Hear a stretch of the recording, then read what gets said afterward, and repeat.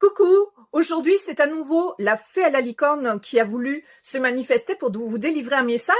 Elle s'est déjà manifestée il y a une dizaine de jours, je vous mettrai la vidéo à la fin si vous le souhaitez, avec le mot douceur, mais là si vous la regardez bien, elle a perdu un bout de son aile.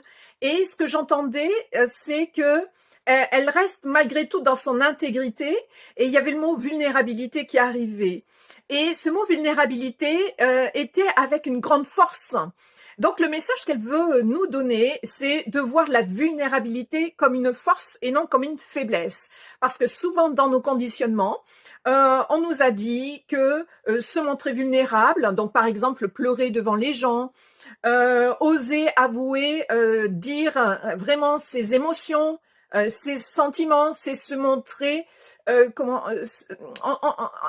on peut avoir ce sentiment d'insécurité. Voilà, j'ai le mot insécurité. On peut se sentir en insécurité parce qu'on a toujours l'impression que les autres vont nous rejeter, nous taper dedans, vont profiter de cette vulnérabilité. Donc, il y a des espèces de conditionnements comme ça. Or, si on modifie les choses avec la baguette magique, transformation, on peut très bien voir les choses autrement. C'est-à-dire que la vulnérabilité est sa plus grande force. On peut très bien se déconditionner soi-même. Si vous suivez les vidéos, c'est ce que je vous invite à faire régulièrement. Et pleurer, par exemple, devant les autres, à quel moment c'est être faible? Pas du tout, c'est juste montrer qui on est pleinement dans son authenticité. Nous sommes des humains avec des émotions et nous sommes là aussi pour les expérimenter, ces émotions. Plus on va refouler les choses, plus ça va nous faire souffrir. Donc quand il y a une émotion qui monte, les larmes par exemple, je sais pas pourquoi je vous parle de larmes, parce que je sais pas, il y a une espèce d'émotion qui arrive comme ça.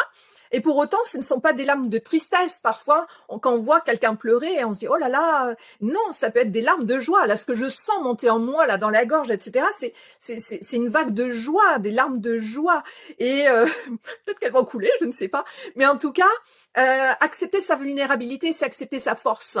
Et c'est ce que la fée à la licorne nous demande aujourd'hui. Voyez, ça n'est pas parce que j'ai perdu un bout de mon aile que je ne reste pas fée et que je ne suis pas capable de faire plein de belles choses. J'ai perdu un bout de mon aile, mais je reste une fée. Et c'est ce qu'elle vous invite à vous dire. C'est même si vous vous montrez vulnérable, vous êtes quelqu'un de très fort et de très puissant. Belle journée, à bientôt.